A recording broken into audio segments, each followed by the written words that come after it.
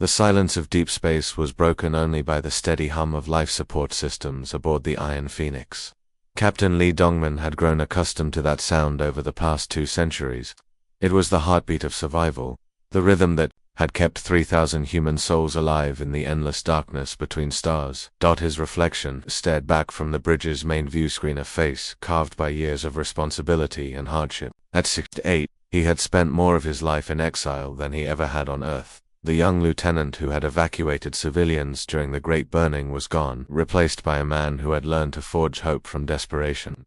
"Captain, we're getting something," Navigator Park So-young called from her station. Her voice carried the same cautious excitement that had kept them all sane during the darkest years. So-young had been born on this ship, one of the Void children who had never seen a planet's surface, never felt natural sunlight on their face. Dongmin moved to her console, his boots echoing in the metal corridors he knew better than any home. The scanner display showed dots of light appearing at the edge of their sensor range, artificial signatures.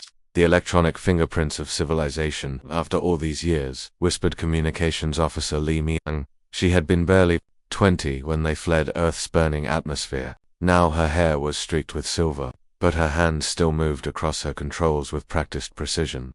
The bridge crew gathered around the displays, watching as more signatures appeared. These weren't random asteroid miners or deep space traders. The patterns were too organized, too military. The formation spoke of authority, of a government that had grown comfortable in humanity's absence. "Galactic Council patrol signatures," So-young confirmed, her voice tight with old fear. 3 heavy cruisers, approaching fast. "They've definitely seen us." Chief Engineer Ko Menesio looked up from her engineering station, oil stains on her uniform telling the story of 2 centuries spent keeping ancient systems running. "Captain, should I prep the emergency jump drive?" Dongmin studied the approaching ships on the tactical display. Each one was 3 times the size of the Iron Phoenix, bristling with weapons that could reduce his ship to cosmic dust. But running was what they had done for 200 years. Running and hiding and watching their people die quietly in the darkness. "No more running," he said quietly. "Open a channel." The bridge fell silent except for the whisper of recycled air and the distant thrum of the reactor. Every person present had lost family during the Great Burning. Every one of them had grown up on stories of Earth's green fields and blue skies, places that existed now only in fading photographs and old man's memories. Tactical Officer Yuha fingers hovered over his weapon controls. The Iron Phoenix looked like an ancient relic on the outside, but appearances could be deceiving. 2 centuries of scavenging alien wrecks and reverse engineering enemy technology had transformed her into something the galaxy had never seen. "Channel open, Captain," Myung reported. The main screen flickered to life, revealing the bridge of the lead cruiser. The alien captain was a Carillion, tall, crystalline, with multiple faceted eyes that caught the light like broken diamonds. Dongmin had seen plenty of them during the war. They had been among the most vocal supporters of humanity's extinction. "Human vessel," the alien's voice carried the arrogance of absolute authority. "You are in violation of the Banishment Decree of 2387. Your presence in civilized space is forbidden. Surrender immediately or be destroyed." The bridge crew tensed. Weapons Officer Park Ji-hoon's hand moved instinctively toward his controls, while Sensor Operator Lim Dae-hai began passive scans of the alien ships, cataloging their weapons signatures and defensive capabilities. Dong-min stepped forward, his reflection joining the alien captains on the screen. 200 years of exile had taught him patience, but it had also taught him when patience was no longer an option. "I am Captain Lee Dongman of the Terran Defense Force vessel Iron Phoenix," he said, his voice carrying the weight of command earned through decades of keeping his people alive against impossible odds. "We seek audience with the Galactic Council." The alien captain's laugh was like crystal breaking, sharp and cold. "Terran Defense Force? There is no Terran Defense Force. Your species was eliminated for the good of the galaxy 2 centuries ago. You were ghosts, remnants, nothing more." Dr. Jung Haiwan, the ship's chief medical officer, watched from her station near the back of the bridge. She had delivered over 300 babies during their exile, brought new life into the darkness of space. Each child represented hope, proof that humanity would not simply fade away. Eliminated, Dongman's expression never changed, but those who knew him could see the steel in his eyes. 3,000 souls aboard this ship might disagree with that assessment. 3,000, the alien's multiple eyes focused with predatory interest. "A small pocket of survivors is Lee dealt with. Security Chief Kim Tae-ho stepped forward, his hand resting casually on his sidearm. At 45 he had been trained by veterans of the war, men and women who had learned alien fighting techniques the hard way. "Captain, their weapons up." Charging Dongmin nodded slightly. Around the bridge, his crew moved with the fluid efficiency of people who had trained together for decades. They weren't just soldiers or spacers, they were family, bound together by shared loss and common purpose. "Before you make any hasty decisions," Dongmin said to the alien captain, "you should know that humanity learned many things during our exile. We studied your technology, your tactics, your weaknesses." He paused, letting the words sink in. "We had nothing but time, and we used every moment of it." The alien captain's crystalline features shifted, uncertainty flickering across his face. "You threaten us. 3 ships against 1 ancient human vessel." Dongmin smiled, and it was not a pleasant expression. "I'm not threatening anyone. I'm simply stating facts." He touched his communicator badge. "All stations, this is the captain. Prepare for contact."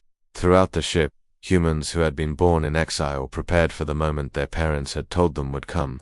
In engineering, teams that had spent lifetimes mastering alien technology made final adjustments to systems that shouldn't exist. In the armory, weapons that combined human ingenuity with alien science were brought online. "Then you'll be very interested in what we have to say," Dongmin concluded, his words carrying the promise of change that had been 2 centuries in the making. The massive doors of the council chamber slid open with a deep rumble that echoed through the vast space. Captain Lee Dongmin stepped inside, his boots clicking against the polished crystal floor that reflected the light of 1,000 worlds. The chamber was enormous, built to intimidate, with towering walls that stretched up into shadows and seats arranged in circles around a central speaking platform. 200 years. That's how long it had been since a human had walked these halls. The last one had been Ambassador Chen Wei, who had come here begging for mercy as Earth burned. Dongmin had watched the recordings of that final plea, studied every word, every gesture of the man who had failed to save their species. Today would be different. Security Chief Kim Tae-ho walked beside him, his sharp eyes scanning the hundreds of alien delegates that filled the chamber. At 35, Tae-ho had been trained by the old guard, men who remembered fighting these creatures face to face. His hand rested casually near his weapon, a modified plasma rifle that used alien technology in ways its creators never intended.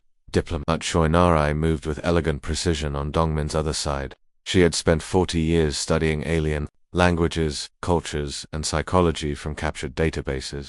Every species in this chamber had been dissected in her reports, their weaknesses catalogued, their fears understood. She was humanity's secret weapon, wrapped in diplomatic silk. The whispers started immediately. Hundreds of alien voices in dozens of languages, all asking the same question: how were there still humans alive? The Zephyrians, with their flowing tentacles, recoiled slightly, remembering old battles. The robotic Mechanus units turned their sensor arrays toward the humans, recording everything. The massive brutics, each one the size of a small building, leaned forward with interest. Some of the younger aliens had never seen a human before. To them, humans were myths, boogeymen from ancient stories. The reality was different than their expectations. These 3 humans carried themselves with quiet confidence, showing no fear despite being surrounded by creatures that could tear them apart. Council Speaker Veltar dominated the center of the chamber. He was a Nexari, one of the elder races, with 4 powerful arms and skin that shifted colors based on his emotions. Right now, those colors showed irritation and curiosity. His voice boomed through the chamber's acoustic systems, designed to carry authority across the vast space. "State your business," Relic Veltar commanded, his forearms spread wide in a gesture of absolute power. Nari stepped forward, her voice cutting through the silence with crystal clarity.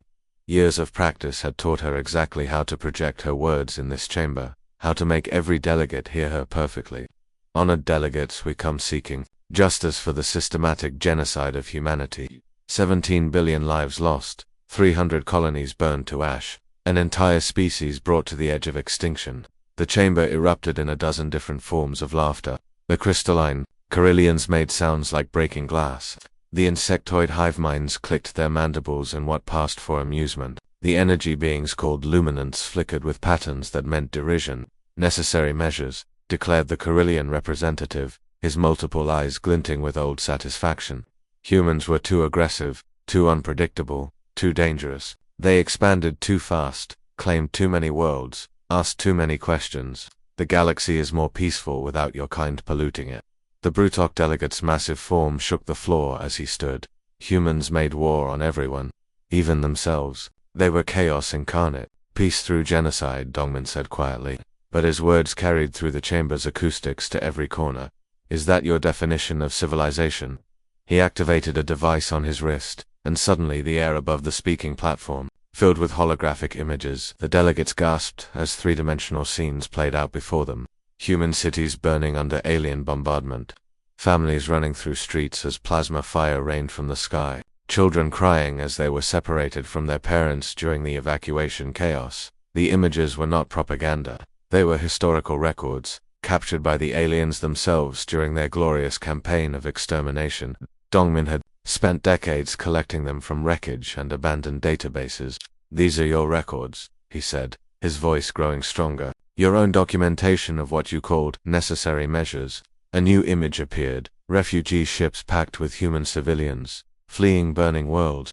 Then those same ships being hunted down and destroyed by council fleets. Their wreckage, scattered across space. You didn't just drive us from our worlds, Nari continued, her diplomatic training allowing her to maintain perfect composure even as the images showed humanity's darkest hour. You hunted down the survivors. You made sure that even those who wanted nothing more than to live quietly in the outer rim would never find peace. The chamber fell silent as the final image appeared. Earth itself, the blue marble that had been humanity's birthworld, its surface scarred by orbital bombardment, its cities reduced to radioactive ruins. Some of the alien delegates shifted uncomfortably. A few species that had joined the council after the human extinction looked disturbed by what they were seeing. The Corellians and Brutics, however, watched with obvious satisfaction. Ancient history, Veltar declared, his skin colors shifting. Two aggressive reds and oranges. What is done is done. The decision was made by lawful authority for the good of all civilized species.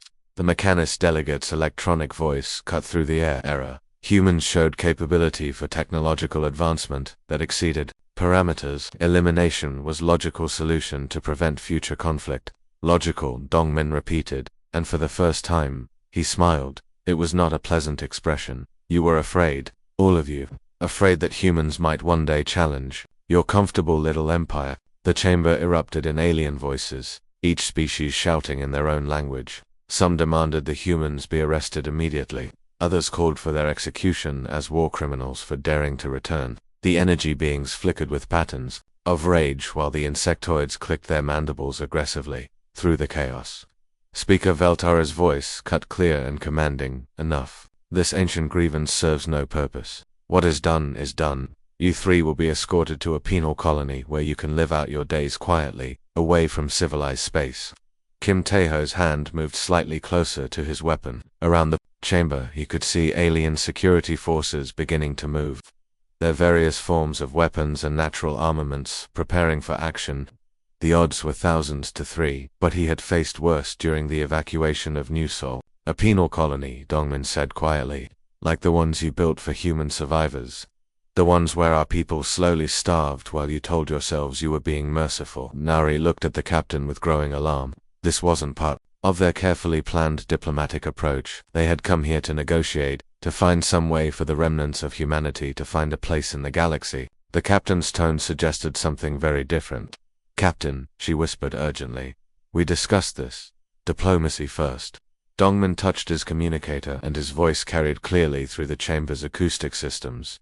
Phoenix 1-2 Iron Phoenix, execute Protocol 7. Nara's diplomatic composure finally cracked, her eyes widening in shock. Captain, that wasn't the plan was justice, Dongmin replied, his weathered face set in hard lines.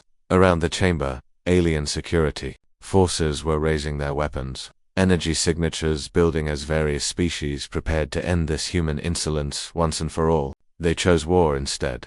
High above the station, in the darkness of space, the Iron Phoenix received its captain's signal. Deep within the ship, systems that had been built in secret over 2 centuries of exile began to activate. The time for talking was over. The 3 Council cruisers moved into attack formation with the precision of predators who had never faced real resistance. Their hulls gleamed with the arrogance of 2 centuries of unchallenged dominance. The lead ship, a massive Corellian dreadnought called Crystal Judgment, powered up its main weapons array. Energy readings spiked across all three vessels as they prepared to reduce the ancient human ship to cosmic dust. Captain Valkyrian of the Crystal Judgment watched the Iron Phoenix through his crystalline viewports, his multiple eyes studying what appeared to be a relic from a forgotten age. The human ship looked pathetic compared to his modern vessel's scarred hull plates, mismatched sections, and jury-rigged components that spoke of desperate repairs in the darkness of space. "Target their engines first," he commanded his weapons. "Officer, I want to watch them drift helplessly before we finish them." The three cruisers opened fire simultaneously. Brilliant beams of concentrated energy lanced through space, each one carrying enough power to crack a moon. The deadly light struck the Iron Phoenix from multiple angles, turning the darkness around the ship into a blazing inferno of destruction. But something impossible happened. Instead of exploding into fragments, the Iron Phoenix seemed to drink in the energy. Its hull shimmered with an otherworldly glow as if the ship itself was feeding on the attack. Strange patterns of light raced across its surface, and the energy that should have destroyed it was somehow being absorbed and redirected. On the bridge of the Iron Phoenix, Lieutenant Commander Park Ji-hoon watched his weapons console with barely contained excitement. At 42, he had spent his entire adult life preparing for this moment. His fingers danced across controls that looked alien to human eyes, but he knew every system intimately. "Energy absorption at 93%, he reported with a grin that would have terrified the alien captains if they could see it. "Capacitors are charged and ready. 2 centuries of reverse engineering their technology, Captain. Time to show them what we learned." Chief Engineer Ko Minasio's voice crackled through the cum from the engine room. "All systems green, Captain. The Carillion energy cores we've been modifying are performing perfectly. They're actually making us stronger." The alien ships had stopped firing, their captains staring in disbelief at scanners that made no sense. How could an ancient human vessel not only survive their combined assault, but actually seem to grow more powerful? "Return fire," Captain Dongmin ordered quietly. The Iron Phoenix responded with weapons that defied everything the galaxy thought it knew about physics. The ship's main cannon fired a beam that wasn't just energy, it was something far more terrifying. The weapon created a localized field that rewrote the fundamental laws of reality in a small space, turning matter into its component atoms and scattering them across the void. The Crystal Judgment simply ceased to exist. One moment it was a kilometer-long warship bristling with weapons and shields. The next moment there was nothing but a cloud of basic elements drifting in space. The individual atoms that had once been a mighty dreadnought now separated and powerless. Captain Valkyrian didn't even have time to scream. On the bridge, Tactical Officer Yu Hyanwu was already calling out new targets, his voice steady despite the magnitude of what they had just witnessed. "Second cruiser is attempting to retreat. Third is powering up for another attack run." Communications specialist Lee Myung's fingers flew across her console as she opened channels on every frequency used by the Galactic Communication Network. Her voice, when it came, carried across space to reach every corner of civilized space. "This is the Terran Defense Force vessel Iron Phoenix. We have returned. To any human listening to this broadcast, their exile is over. Rise up, the time of hiding is finished." The message rippled outward at faster than light speeds, carried by the same communication networks the Council used to coordinate their oppression. On thousands of worlds, in hidden colonies and secret bases, humans who had survived by pretending to be extinct suddenly heard the impossible. On mining station Kepler-7 in the Outer Rim territories, factory worker Song Jamin looked up from his console where he had been processing or for the past 15 years. To his alien supervisors, he was just another piece of equipment, a biological machine that kept the facility running. They had no idea that he had been part of a resistance cell, waiting for this moment. He smiled and quietly began accessing the station's main computer systems. The brutics who ran the facility were about to learn that their equipment had been studying their security protocols for over a decade. Merchant Captain Han Dajin was 3 days out from the trading hub at Centauri Station when the message reached her ship. For 20 years, she had moved through council space, pretending to be just another independent trader. Her cargo manifest showed industrial supplies and luxury goods. What it didn't show were the weapons hidden in her ship's secret compartments, or the fact that her crew of 12 were all human survivors trained in combat. She changed course immediately, heading for the nearest council world. It was time to stop pretending. On the medical station orbiting the Nexari homeworld, Dr. Shinbora had spent 30 years treating alien patients with the same care she would have given humans. She had saved thousands of lives, earning the trust and respect of her alien colleagues. They thought she was one of the few good humans, grateful for the chance to serve civilized species. They were wrong. Bureau quietly began introducing subtle errors into the station's defensive systems, her medical access codes allowing her to reach areas that security never monitored. By the time anyone noticed, it would be far too late. Back in space, the second cruiser tried to ram the Iron Phoenix in a desperate suicide attack. The alien captain, a massive Brutok named Gortang, had decided that dying in battle was preferable to explaining to the Council how a single human ship had destroyed their flagship. Chief Engineer Ko Minicio watched the approaching vessel on her screens and smiled. "Captain, they're trying to ram us. Should I activate the barrier system?" "Do it," Dongman replied.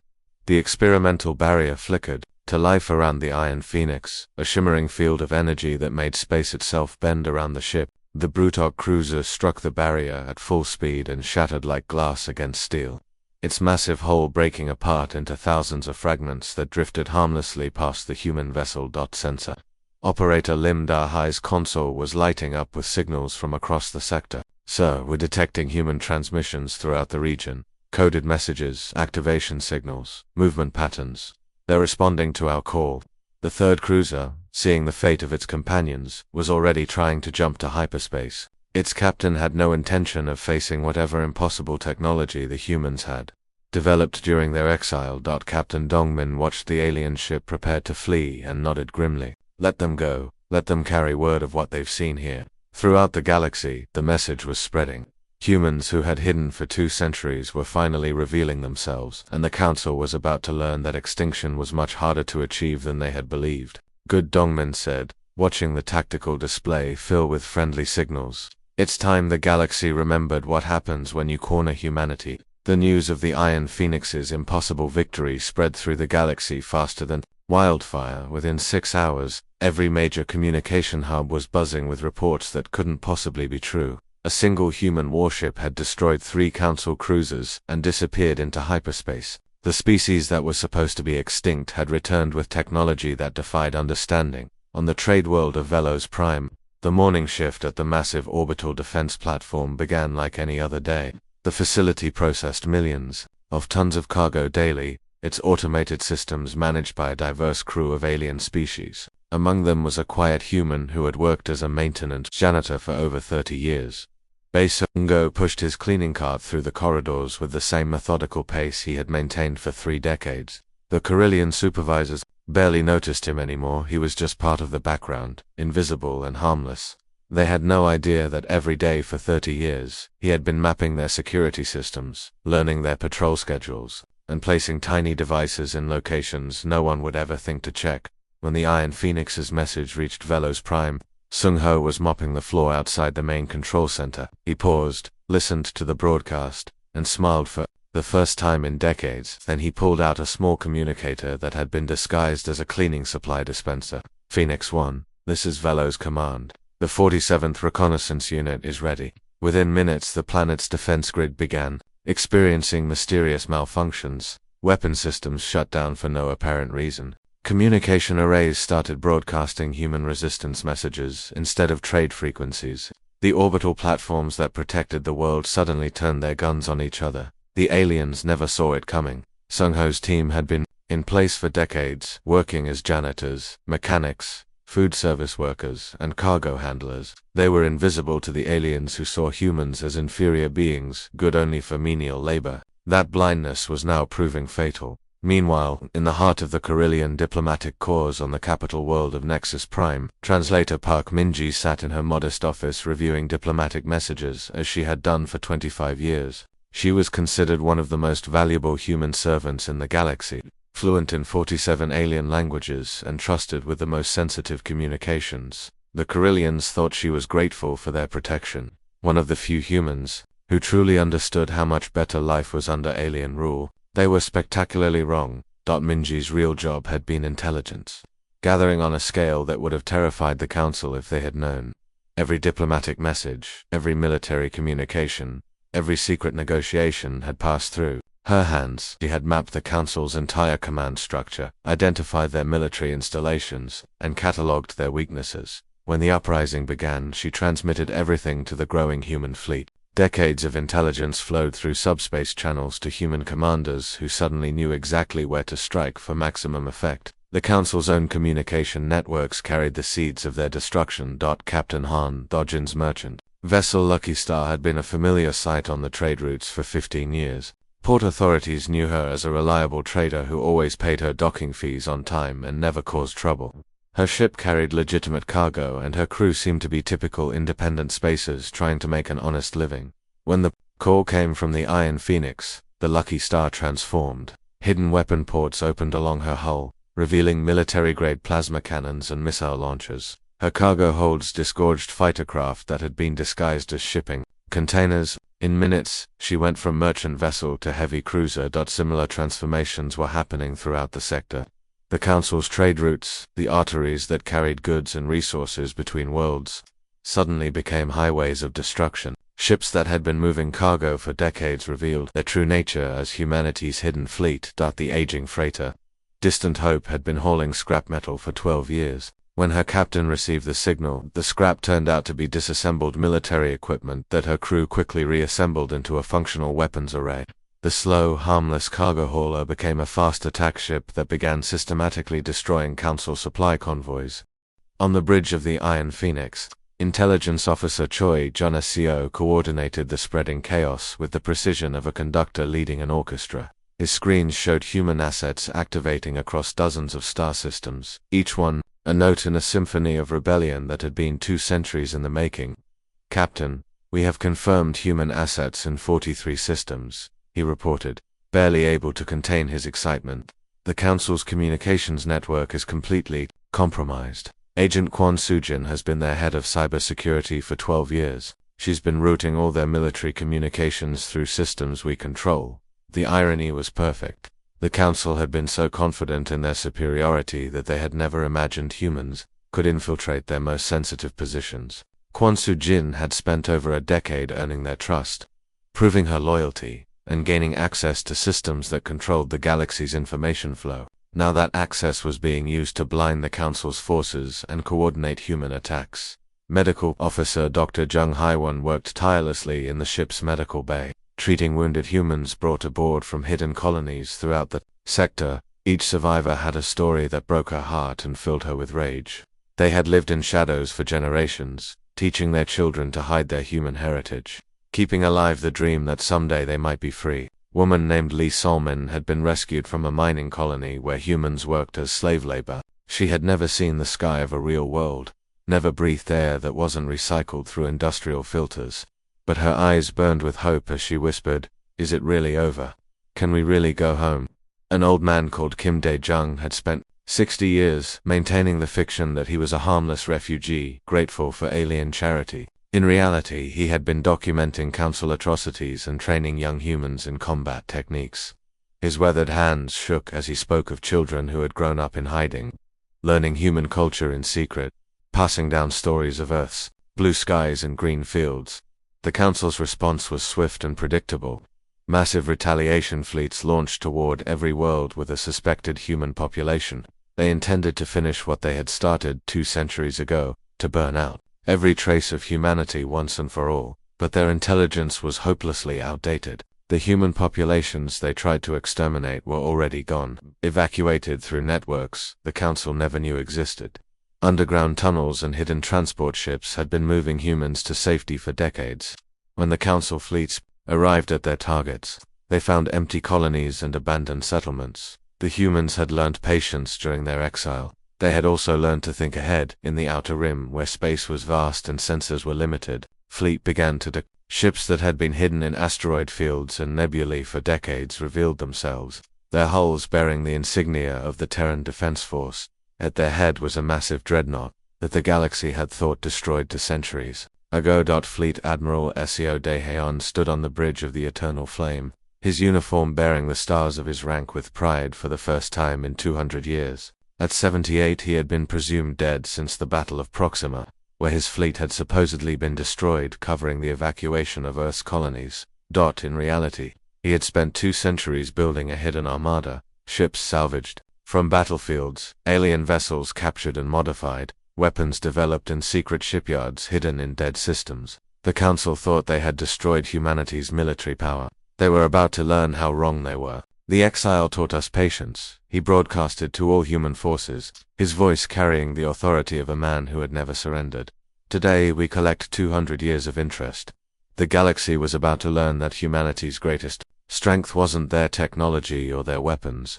It was their refusal to give up, their ability to endure any hardship and emerge stronger. The Exile was ending, and it was ending in fire. The space around Nexus Prime had become a graveyard of twisted metal and burning plasma. The final battle for the galaxy's future raged above the Council's most heavily defended world, where massive defense platforms bristled with weapons that could crack planets. But today, those same weapons were turning against their creators. Iron Phoenix led a fleet that defied everything the galaxy thought it knew about warfare. Ships that had been reported destroyed 2 centuries ago flew alongside vessels that had never appeared in any database. Human engineering had merged with alien technology in ways that created entirely new classes of warships. The hybrid vessels moved through space like predators, their hulls gleaming with stolen alien metals and human ingenuity. Captain Lee Dongman stood on his bridge, watching the massive Council fortress that dominated Nexus Prime's orbit. The station was the size of a small moon, its shields glowing blue-white as they absorbed the firepower of a dozen different species. Weapon turrets larger than city buildings tracked his fleet, each one capable of vaporizing a cruiser with a single shot. Beside him, his core crew prepared for the moment they had trained for their entire lives. These weren't just officers anymore, they were the living representatives of humanity's refusal to die quietly. Chief Engineer Ko Minesio had spent 50 years modifying alien power systems to work with human weapons. Weapons Officer Park Ji-hoon had studied every defensive pattern the Council used, looking for weaknesses that only human eyes could see.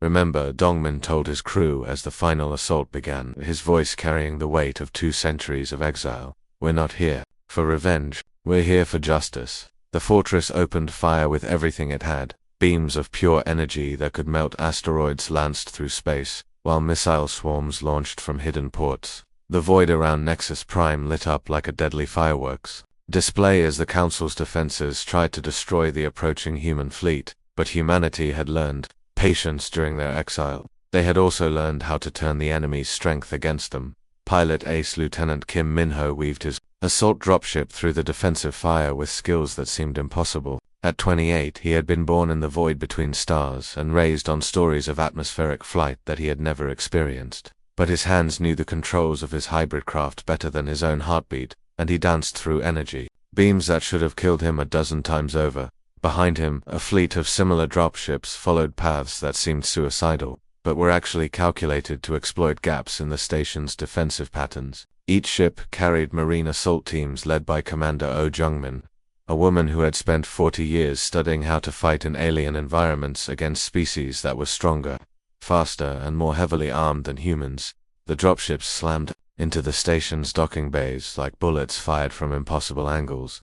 Emergency blast doors sealed automatically, but the human assault teams had been expecting that. They carried cutting tools that used alien technology in ways its creators never intended, slicing through barriers that were supposed to be impenetrable. Oh Jungmin led her marines through corridors, designed for species with 4 arms and compound eyes. The aliens had built their fortress to be confusing and intimidating to enemies, but humans had studied these designs for 2 centuries. What looked like a maze to the Council defenders was a carefully mapped infiltration route to the humans. Fighting was brutal and close-range. Carillion crystalline soldiers shattered under human plasma fire, while massive Brutak warriors found themselves outmaneuvered by smaller, faster human opponents who had learned to use their enemy's size against them. The Mechanus robots, with their perfect logic and tactical analysis, couldn't adapt fast enough to human unpredictability. Deep within the fortress, the Council's emergency chambers had become a prison. Speaker Veltar and the surviving delegates huddled behind emergency barriers,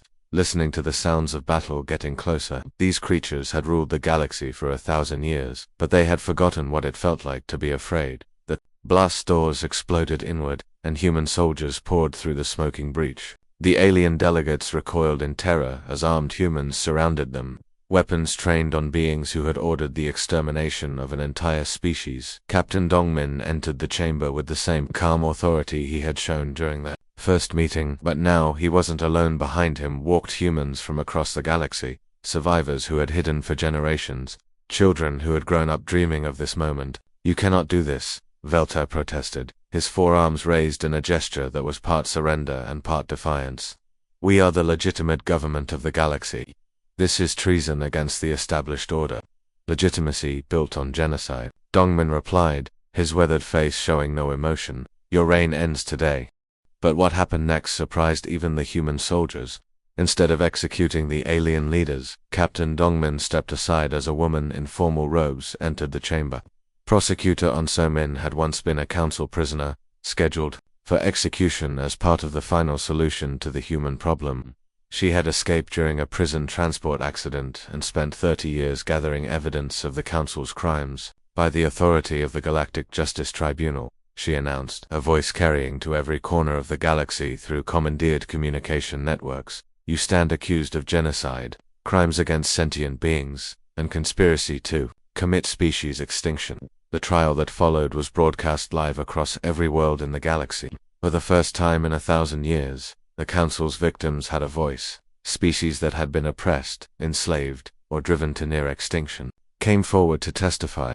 The Viridian plant people spoke of forests burned to make way for Council mining operations. The aquatic depths dwellers told of oceans poisoned by industrial waste. Some aliens fought to the bitter end. Council loyalists launched desperate attacks against human positions, preferring death to the shame of defeat. But more and more species began to understand what they were witnessing: not conquest, but liberation. The trial lasted 3 days. When it ended, the galaxy had a new understanding of the crimes committed in the name of peace and order. Some of the council leaders were executed for their role in genocide, others were imprisoned for life. A few who could prove they had opposed the extermination policies were given the chance to help build a better galaxy. Captain Dongmin, now promoted to admiral by acclamation of the liberated worlds, stood in the same chamber where humanity had been condemned to extinction 2 centuries earlier. The room looked different now. The symbols of council supremacy had been replaced with representations of every species in the galaxy, each one equal under the new government. "The exile is over," he announced, 2 representatives of 1,000 worlds, his words carried to every corner of civilized space.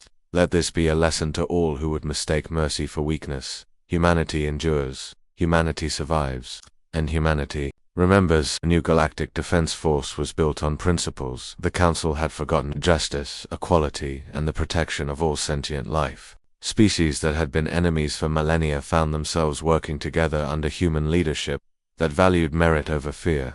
The Iron Phoenix took its place as the flagship of the new fleet, its battle-scarred hull now bearing the insignia of galactic unity. Captain Dongmin's crew, who had spent their lives in the darkness between stars, finally had a home that encompassed the entire galaxy. In the end, the galaxy learned a truth that tyrants throughout history had discovered too late, that sometimes those who wander in darkness return as light, and those who survive extinction come back stronger than ever. The age of the Council was over. The age of humanity's leadership had begun. The end.